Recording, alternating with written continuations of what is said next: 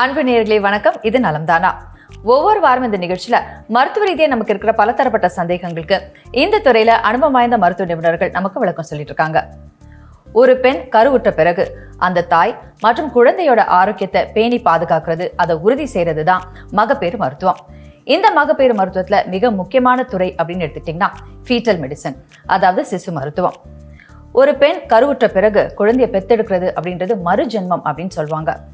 இதுல இன்னொரு முக்கியமான விஷயம் என்னன்னா, ஒரு பெண் பிரெக்னென்ட் ஆன உடனேயே கண்டிப்பா ஸ்கேன் செய்யணும் அப்படின்னு சொல்லுவாங்க. சில பேர் என்ன சொல்லுவாங்கன்னா, ஸ்கேன் செஞ்சா அம்மாக்கு குழந்தைக்கு ஆரோக்கியம் இல்லை, அதனால செய்யக்கூடாதுன்னு சொல்லுவாங்க. இது உண்மையா? அப்படி உண்மையா இருந்தா அந்த தாய்க்கோ இல்ல அந்த சிசுவுக்கோ என்ன பாதிப்புகள் ஏற்பட வாய்ப்பு இருக்கு? சரி, ஸ்கேன் ரொம்ப அத்தியாவசியம் அப்படின்னு எடுத்துப்போம். முதல் மாத ஸ்கேன் செய்யும் போது என்ன கண்டுபிடிப்பாங்க? அதே மாதிரி செகண்ட் ஸ்கேன் எதுக்காக செய்யறாங்க? மூணாவது ஸ்கேன் எதுக்காக செய்யறாங்க? சில நேரங்களில் பார்த்தீங்கன்னா டெலிவரிக்கு போறதுக்கு முன்னாடி கூட ஸ்கேன் செய்யணும் அப்படின்னு சொல்றாங்களே, இது எதுக்காக? சில நேரங்களில் ஸ்கேன் செய்யும்போது குழந்தைக்கு ஏதாவது குறைபாடுகள் இருந்தால் அதை கண்டுபிடிச்சிட முடியும் அப்படின்னு சொல்றாங்க. அப்படி கண்டுபிடிச்சா அதை நிவர்த்தி செய்ய முடியுமா? ஒரு சிசுவோட வளர்ச்சியை ஒவ்வொரு விதமா கண்டுபிடிக்கிறது தான் ஸ்கேன் அப்படின்னா, அந்த ஸ்கேன்ல இப்போ இருக்கிற அதிநவீன தொழில்நுட்பங்கள் என்ன? அந்த வகையில நமக்கு இருக்கிற பலதரப்பட்ட சந்தேகங்களுக்கு விளக்கம் சொல்றதுக்காக இந்த துறையில அனுபவம் வாய்ந்த பிரபலமான ஃபீட்டல் மெடிசன் ஸ்பெஷலிஸ்ட், அதாவது சிசு மருத்துவ நிபுணர் டாக்டர் தீப்தி ஜமி இன்னைக்கு இந்த அரங்கத்துல இருக்காங்க. அவங்களை சந்திச்சு நமக்கு இருக்கிற சந்தேகங்கள் எல்லாம் கேட்டு தெரிஞ்சுக்கலாமா? வணக்கம் டாக்டர். வணக்கம் மகாலட்சுமி, எப்படி இருக்கீங்க? I am very well. How are you doctor? Doing good. Doctor, ஒரு பேசிக் கொஸ்டினோட, அதாவது ஃபீட்டல் கேர், ஃபீட்டல் மெடிசன், சிசு மருத்துவம், இதெல்லாம் வந்து ரொம்ப புது டேர்ம் மாதிரி இருக்கு. இப்போவோ இருந்தா கூட நிறைய பேருக்கு இதை பத்தி தெரியறதே இல்லை. ஸோ சிசு மருத்துவம் பத்தி முதல்ல சொல்லுங்களேன். ஆக்சுவலி முன்னாடி காலத்துலலாம் வந்து ஸ்கேன்லாம் பண்ணிட்டு இருந்தாங்க. அப்பப்போ ஒரு 5வது மாதம் ஸ்கேன் தான் ரொம்ப இம்பார்ட்டண்டான ஸ்கேன். அது வரைக்கும் 3 மாதம் வரைக்கும் டாக்டர்கிட்டயே போக மாட்டாங்க. 5வது மாதம் வரும்போது அந்த ஸ்கேன் மட்டும் தான் எல்லாருக்கும் தெரிஞ்சது. ஆனால் இந்த ஃபீட்டல் மெடிசன் அப்படின்ற வார்த்தையே இந்த ஒரு 10 வருஷம், இந்த 10-15 வருஷமாக தான் வந்திருக்கு. கோர்ஸே இந்த 10 வருஷமாக தான் வந்திருக்கு. ஸோ அப்படின்னா இட் இஸ் டெஃபினெட்லி நம்ம நிறைய அந்த தொழில்நுட்பம் எல்லாமே ரொம்ப அட்வான்ஸாக இப்போ டெக்னாலஜி இருக்கிறதுனால முதல் 3 மாதத்துலேருந்தே நம்மளால் நிறைய விஷயங்கள் கண்டுபிடிக்க முடியுது. இந்த ஃபீட்டல் மெடிசன் சொல்லும் போது என்ன ஆகுதுன்னா, அது மெடிசன் மட்டும் இல்லை. அந்த குழந்தைய நம்ம ஸ்கேனில் பார்த்து அந்த குழந்தைக்கு எதான ப்ராப்ளம் இருக்குது, சிசுவின் எதான வளர்ச்சியோ இல்லைனா கருவில் நம்மளுக்கு எதான அப்னார்மாலிட்டி, ஆர்கனில் எதான ப்ராப்ளம் இருக்குன்னு தெரிஞ்சாலோ ஒன்று அது அம்மா அப்பாவை நம்மளால் ப்ரைம் பண்ண முடியும். சரி, டெலிவரிக்கு முன்னாடியே இருக்குது, நம்ம நெக்ஸ்ட் என்ன பண்ணலான்ற அந்த டெலிவரிக்கு அப்புறம் வர அந்த ஷாக்காக இல்லாமல் கொஞ்சம் நம்மளுக்கு முன்னாடியே நம்மளால பதப்படுத்த முடியும். அது ஒன்று. 2வது, வளர்ச்சி கம்மியாக இருக்குது அப்படின்னா அதோட ரத்த ஓட்டம் எப்படி இருக்குன்னு பார்க்கலாம். அதுவும் 3வது, நீங்கள் ஃபர்ஸ்ட் பிகினிங்லேயே சொன்ன மாதிரி குழந்தைக்கு ஏதாவது ப்ராப்ளம் இருந்ததுன்னா உள்ளேயே என்னன்றதை கண்டுபிடிச்சு ட்ரீட்மெண்ட் பண்ணுற வரைக்கும் இப்போ வந்து ஃபீட்டல் மெடிசன் வந்திருக்கு. அது மெடிசன்லேருந்து தாண்டி ஃபீட்டல் தெரப்பி, ஃபீட்டல் சர்ஜரி வரைக்கும் போயிட்டுருக்கு. இப்போ ஒரு பெண் கருவுற்றா வந்து ஸ்கேன் எந்த அளவுக்கு முக்கியம் அப்படின்றது புரியுது. ஸோ எந்த காலகட்டத்தில் ஃபர்ஸ்ட் ஸ்கேன் எடுப்பீங்க? அந்த ஸ்கேன் எடுக்கும்போது ஒரு தாய் இல்லை அந்த சிசுவுக்கு என்னென்ன பிரச்சனைகள் இருக்குது அப்படின்னு கண்டறிய முடியும்? ஆக்சுவலாக முதல் ஸ்கேனுன்னு பார்த்தீங்கன்னா, இதுலேயே நான் சொன்னேன் இல்லையா, ஃபஸ்ட்டே 5வது மாதம் தான் எல்லாரும் ஸ்கேனுக்கு வருவாங்க. அந்த காலம் தாண்டி இப்போ 3வது மாதத்துலேருந்து முதல் 2வது மாதம், அதாவது கரு நின்று உங்களுக்கு பீரியட்ஸ் ஒரு மாதவிடா காலம் தள்ளி போகிறது அப்படின்னா, அது தள்ளி போய் ஒரு 6 வாரமோ 8 வாரத்துலேயோ குழந்தையோட கரு வந்து கர்ப்பப்பைக்குள்ளே தான் இருக்கா அப்படின்னு பார்க்கறது தான் ஃபர்ஸ்ட். என்ன டாக்டர், முன்னாடிலாம் நாங்கள் அதெல்லாம் பண்ணதே இல்லையே, ஏன் இப்போ நம்ம பார்க்கணுன்னா 95% 97% கர்ப்பப்பைக்குள்ளே தான் இருக்கும். ஆனால் மிச்சம் இருக்கிற ஒரு 2 to 3% இருக்கு இல்லையா, சப்போஸ் கர்ப்பப்பையை தாண்டி டியூப்பில் நிற்கிறது இல்லை அந்த யூட்ரஸ்குள்ளேயே இல்லாமல் மற்ற இடத்துல நிற்கிறது அப்படின்னா அது அம்மாவுக்குமே உயிருக்கு பாதிப்பு. அது ஃபஸ்ட்டு ஸ்கேன் நம்ம பார்க்குறது எங்கே இருக்குது, அந்த கருப்பை கர்ப்பப்பைக்குள்ளே இருக்கா, அது முதல்ல. 2வது, ஒரு குழந்தை இருக்கா, 2 குழந்தை இருக்கா, 2வது 3வது குழந்தை இருக்குன்னா ஹார்ட் பீட் நல்லா இருக்கா. ஏன்னா அந்த ஸ்டேஜில் தான் நம்ம குழந்தையோட எக்ஸாக்ட் வளர்ச்சியை கணிக்க முடியும். ஏன்னா அது ஒரு 1 சென்டிமீட்டர் 2 சென்டிமீட்டர் இருக்கிற குழந்தைய கரெக்டாக நம்ம டேட் பண்ணி டெலிவரி டேட் அப்ராக்சிமேட்டாக நம்ம கொடுக்கறதுக்கு அது ரொம்ப யூஸ்ஃபுல்லாக இருக்கும். இதுதான் ஃபர்ஸ்ட் ஸ்கேன். இதை மிஸ் பண்ணாமல் இருக்கிறது ரொம்ப ரொம்ப அவசியம். ஸோ ஃபர்ஸ்ட் ஸ்கேன் எவ்வளோ முக்கியம் அப்படின்னு தெரிஞ்சது. அடுத்த கொஸ்டின் என்னன்னா, 2வது ஸ்கேன் எப்போ பண்ணணும், அதோட முக்கியத்துவம் என்ன? இப்போ ஒரு ஃபர்ஸ்ட் முடிச்சிட்டோம் இல்லையா, ஹார்ட் பீட் நல்லா இருக்குன்னு சொல்லிட்டோம். அதுவே அந்த அம்மா பார்க்க ஒரு பெரிய சந்தோஷம். சரி, ஹார்ட் பீட் நல்லா இருக்கு, திடமா இருக்கு குழந்தைன்னு. அடுத்த 3வது மாதம், அதாவது 12 வாரம், 12லேருந்து 13 வாரத்துக்குள்ள பார்க்குற ஸ்கேன். முன்னாடி காலத்தில் இல்லாத ஸ்கேன் இப்போ எதுக்கு பண்ணுறோம் அப்படின்னா, நம்மளோட மிஷின்ஸ் இப்போ நிறையாவே அட்வான்ஸ்டாக இருக்குது, நிறைய உறுப்புகள் நம்மளால கிளியரா பார்க்க முடியுது. முக்கியமா இதுக்கு பேர் NT ஸ்கேன் அப்படின்னு சொல்லுவோம். கழுத்துக்கு பின்னாடி இருக்கிற ஃப்ளூயிடை மெஷர் பண்ணுறது. அந்த ஃப்ளூயிடோ இல்லை மூக்கு தண்டோ ஒரு குழந்தைக்கு ஒரு 5 சென்டிமீட்டர், லிட்டரலாகவே அது 5 சென்டிமீட்டர் இருக்கும் அந்த குழந்தை மெஷர் பண்ணுறதுன்றது குழந்தைக்கு உள்ள ஏதான பாதிப்பு இருக்கா அப்படின்னு பார்க்கறதுக்கு. ஏன்னா அந்த கழுத்துக்கு பின்னாடி இருக்கிற ஃப்ளூயிட் வந்து அதிகமாக இருக்குது அப்படின்னா குழந்தைக்கு மரபணு அணுக்களில் மிஸ்டேக் எதானே இருக்கலாம், ஜெனட்டிக் லெவலில் ப்ராப்ளம் இருக்கலாம், இல்லை ஹார்ட்டோ இல்லைன்னா எலும்பு முறிவு எதான ப்ராப்ளம் இருக்கலாம். ஸோ இந்த மாதிரி கண்டிஷன்ஸ்லாம் 3வது மாதத்திலேயே நம்ம கண்டுபிடிச்சிட்டோம் அப்படின்னா நம்மளுக்கு டைம் இருக்கு இல்லையா. ஒன்று அது எதனால வந்ததுன்னு கண்டுபிடிக்கிறதுக்கு டைம் இருக்குது. 2வது அந்த குழந்தை வளரும் போது எப்படி இருக்கும்னு நம்மளால் அம்மா அப்பாவை உட்கார வச்சு பேச அந்த ஃபேமிலியை கவுன்சில் பண்ணுறதுக்கு டைம் இருக்குது. ஸோ 3வது மாதம் ஸ்கேன் ரொம்ப முக்கியம். அந்த ஸ்கேனோட ஒரு பிளட் டெஸ்ட் வரும். மரபணு அணுக்களில் முக்கியமாக டவுன் சிண்ட்ரோம், அதாவது மூளை வளர்ச்சி கம்மியாக இருக்கிற குழந்தைங்கள் பிறக்க எவ்வளோ சதவீதம் வாய்ப்பு இருக்குது அப்படின்னு பார்க்குற ஸ்கேனோட சேர்த்து அம்மாவுக்கு பிபி அதிகமாக வருமா, 8 monthsல அந்த 8 மாதத்துல அதிக பிபி வர வாய்ப்பு இருக்கா, அதையும் சேர்த்து எல்லாமே ஃபோர்சி பண்ண முடியும். எல்லாமே 3rd monthலயே பார்க்க முடியும். ஏன்னா அதோட இம்பார்ட்டன்ஸ் நம்மளுக்கு தெரிஞ்சாதான் எதுக்காக ஸ்கேனுக்கு வர சொல்றோன்றதே தெரியும். ரொம்ப அவசியம் அந்த ஸ்கேனை மிஸ் பண்ணாம பண்ணுறது. ஸோ நீங்க சொல்றதுல இருந்து பாத்தீங்கன்னா என்ன வரப்போகுது, என்ன நடக்க போகுதுன்னு முன்கூட்டியே பார்க்க முடியும் அப்படின்னு சொல்றீங்க. அப்போ ஒரு குழந்தை வந்து குறைபாடோடு பிறக்க வாய்ப்பு இருக்கு அப்படின்றத ஸ்கேன் மூலமா நீங்க கண்டறியறீங்கன்னு வச்சுக்கோங்க. அதை தவிர்க்கவும் முடியுமா? அப்போ தாராளமா ஃபர்ஸ்ட் அதை தவிர்க்க முடியும் அப்படின்னா அதுக்கு என்ன காரணம்னு கண்டுபிடிக்கணும் இல்லையா. ஸோ ஒரு பெற்றோருக்கு ஃபர்ஸ்ட் குழந்தை ஏதான ப்ராப்ளம் இருக்கு அப்படின்னா அது என்ன ப்ராப்ளம்ன்றது கண்டுபிடிச்சிட்டோன்னா அடுத்தடுத்து வர வாய்ப்புகள் என்ன இருக்குன்னு நம்மளுக்கு தெரியும்.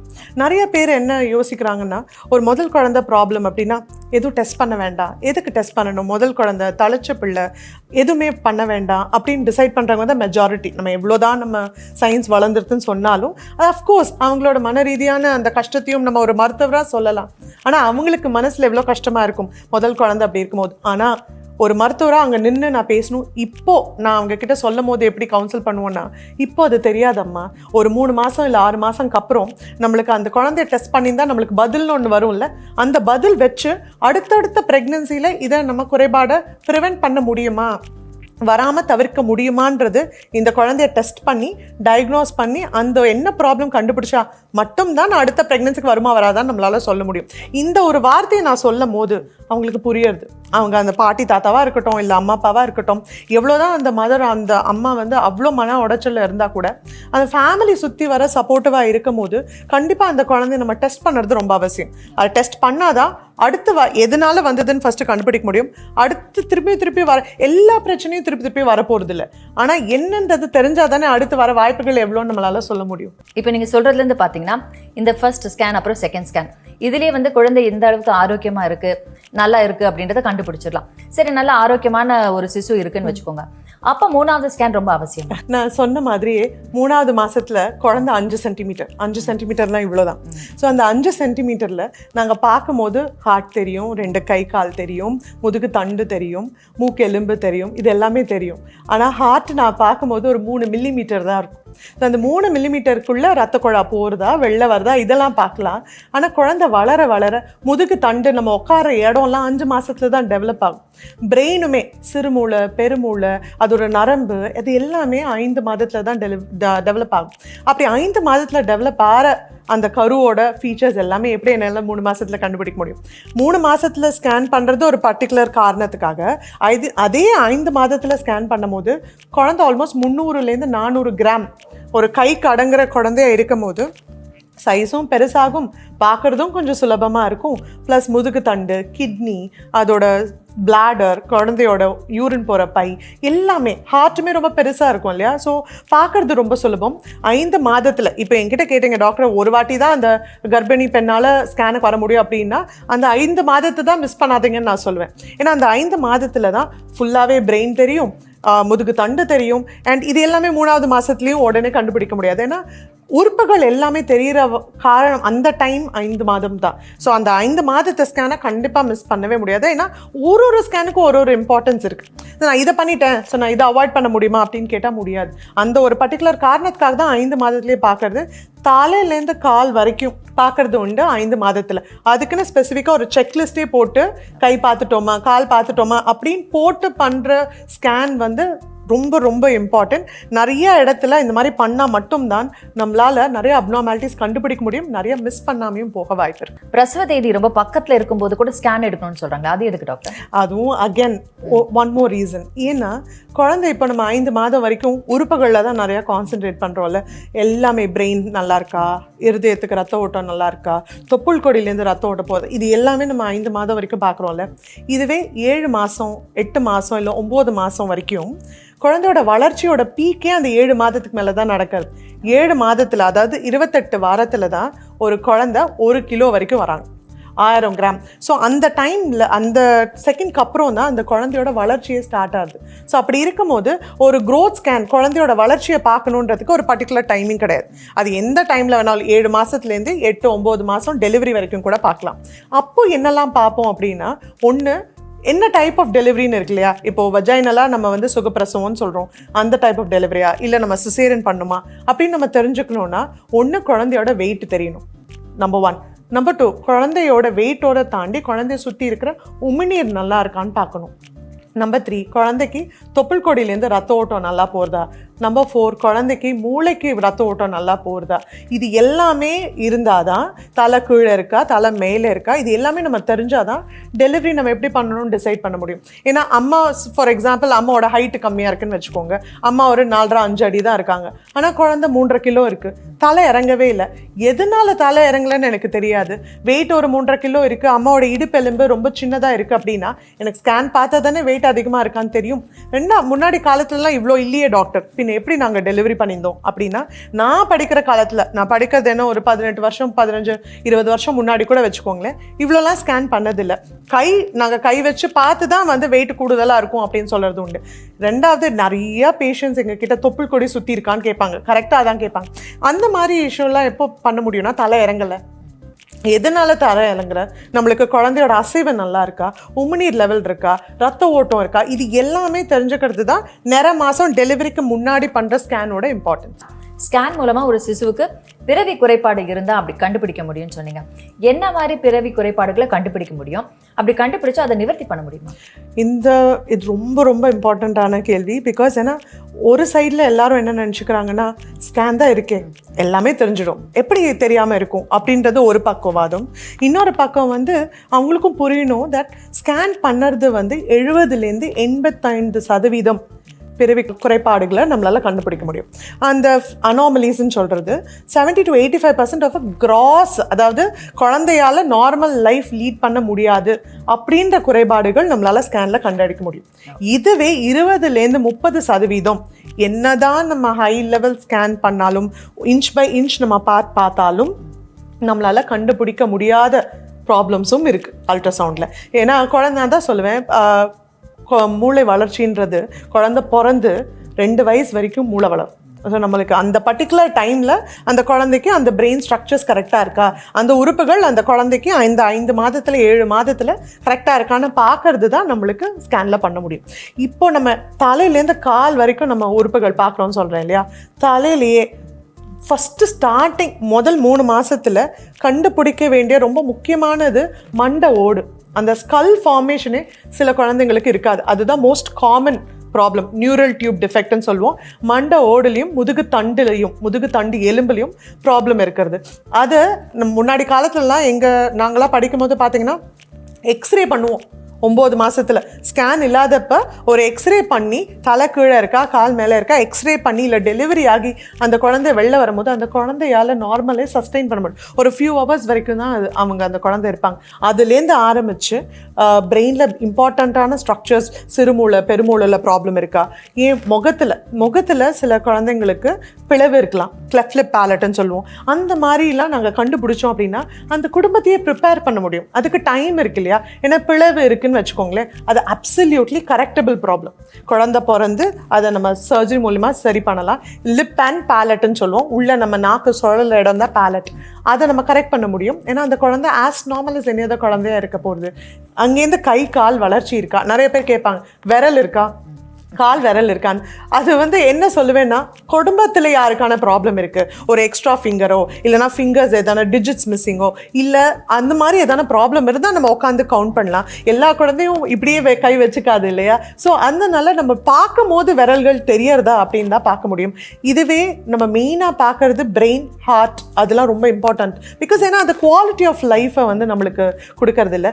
ஹார்ட்டில் மேஜர் ரத்த குழா ரைட் சைடு லெஃப்ட் சைடு கரெக்டாக இருக்கா, ரொம்ப பெரிய ஹோல் இருக்கா, அந்த மாதிரி ஏன்னா அந்த ரத்த குழா போகிற பேசேஜஸ்லாம் கரெக்டாக இருக்கா, அது கிட்னிஸ் நல்லா இருக்கா, முதுகு தண்டு சீராக இருக்கா, அண்ட் மற்றபடி கை கால் உதைக்கிறதுலாம் நல்லா இருக்கா, பிளாடர், வயிற்று பகுதி, எக்கச்சக்கமான இன்ஃபர்மேஷன் நம்மளால் அல்ட்ராசவுண்டில் சொல்ல முடியும். ஸோ கண்டுபிடிக்கிற பிரச்சனைன்னு ஒன்று ஃபஸ்ட்டு. ரெண்டாவது அது என்ன பிரச்சனை, அது பெருசா இல்லை சின்னதா, குழந்தைய அதை பாதிக்குமா, அது ரெண்டாவது.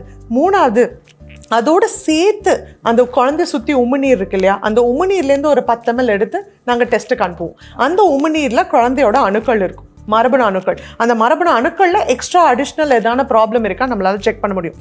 இதை தாண்டி நம்ம பார்த்து சரி பண்ணுறது, இன்னும் நம்ம ஃபீட்டல் சர்ஜரி இன்னும் நம்மளுக்கு இந்தியாவில் ஃபுல்லாக முதுகு தண்டுக்கு வரலனாலும் அந்த ப்ராசஸ் எல்லாம் போயிட்டுருக்கு. இன்னும் ஒரு 5 years ஒரு 10 years லேட்டர் நம்மளுக்கு அது கூட வந்துடலாம். உள்ள கருவில் உள்ளே இருக்கும் போதே நம்மளால் சர்ஜரி கூட பண்ணுற இது இருக்குது. ஸோ அதனால தான் நான் ஸ்டார்டிங்கில் ஃபீட்டல் மெடிசன்லேருந்து ஃபீட்டல் தெரப்பி சர்ஜரி வரைக்கும் போயிடுதுன்னு சொன்னேன்.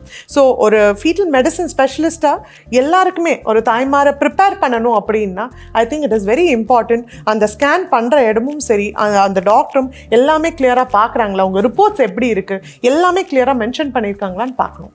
ஸோ நீங்கள் சொல்கிறத கேட்கும்போதே மலைப்பாக இருக்குது. ஸோ முதுகு தண்டு வடம் வளர்றது வந்து ஸ்கேன் மூலமாக அப்போவே தெரிஞ்சிடும். அப்படின்றப்போ ஒரு பெண் வந்து ப்ரெக்னென்ட் ஆகணும்னு டிசைட் பண்ணிட்டாலே அப்போவே அதுக்கப்புறம் ப்ரெக்னென்ட் ஆன பிறகும் ஃபோலிக் ஆசிட் சாப்பிடணும்னு சொல்றது இதுக்காக தானே டாக்டர்? ஃபோலிக் ஆசிட்ன்றது ஒரு சத்து மாத்திரை, லிட்டரலாகவே ஒரு பி காம்ப்ளெக்ஸ். நம்ம விட்டமின் ஏ பி சின்னு இருக்கிற மாதிரி அந்த ஒரு பி காம்ப்ளெக்ஸோட பார்ட் தான் ஃபோலிக் ஆசிட்.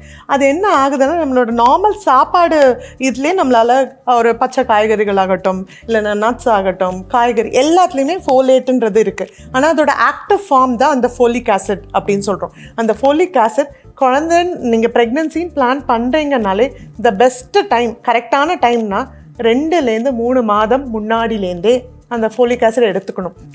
ஏன்னா யோசிச்சு பாருங்க, இப்போ பீரியட்ஸ் மிஸ் பண்ணிட்டாங்க, அவங்களுக்கு வந்து ப்ரெக்னென்சின்னு தெரியறதே பீரியட்ஸ் மிஸ் பண்ணி ஒரு வாரம் 2 வாரம் தள்ளி போய் தான் அவங்க டெஸ்ட் பண்ணுறாங்க. அந்த 4 to 6 வாரத்துக்குள்ளேயே குழந்தையோட முதுகு தண்டும் மூளையும் டெவலப் ஆகி முடிஞ்சிடும். ஸோ அதுக்கப்புறம் தான் நீங்கள் ப்ரெக்னென்சினே தெரிய போகிறது.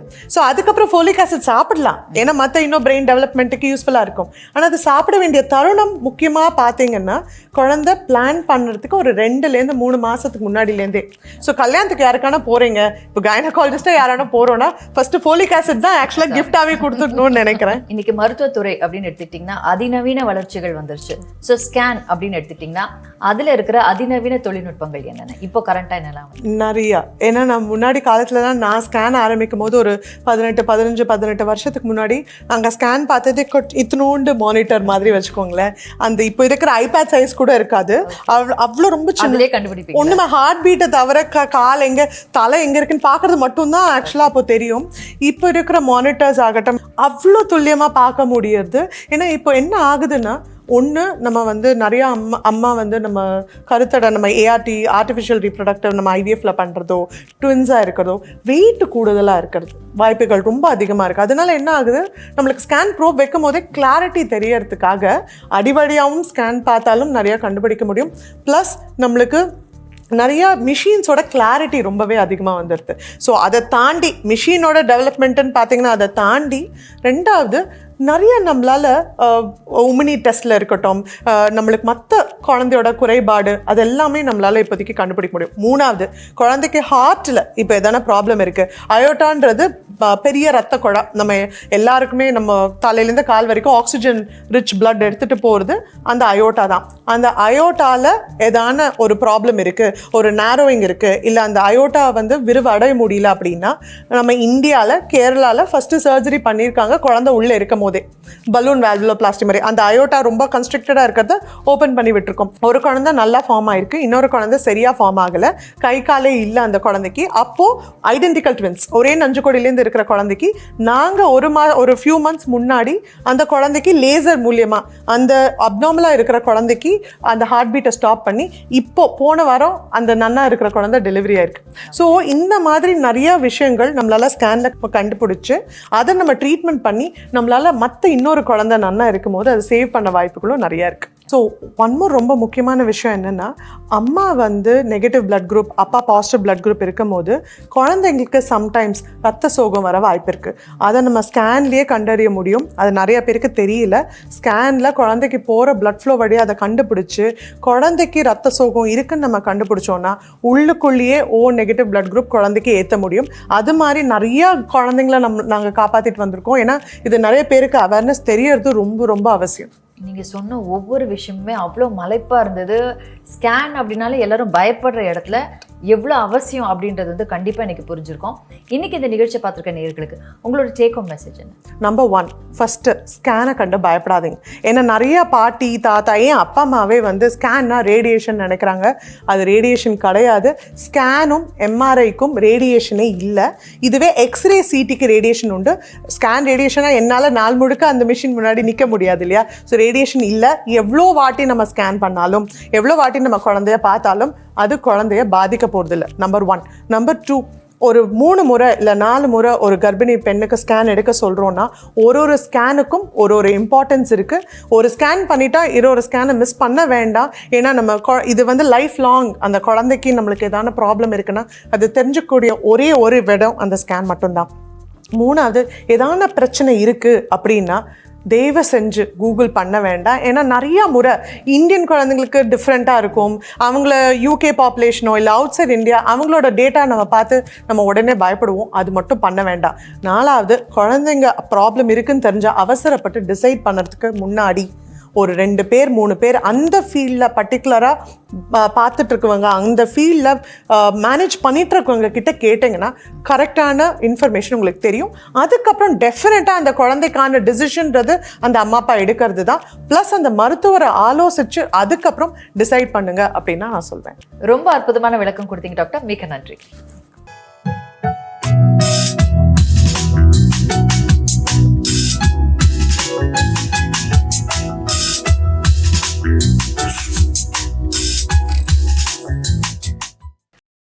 இன்னும் பல வீடியோக்களை காண சன் லைஃப் சேனலை சப்ஸ்கிரைப் பண்ணுங்க.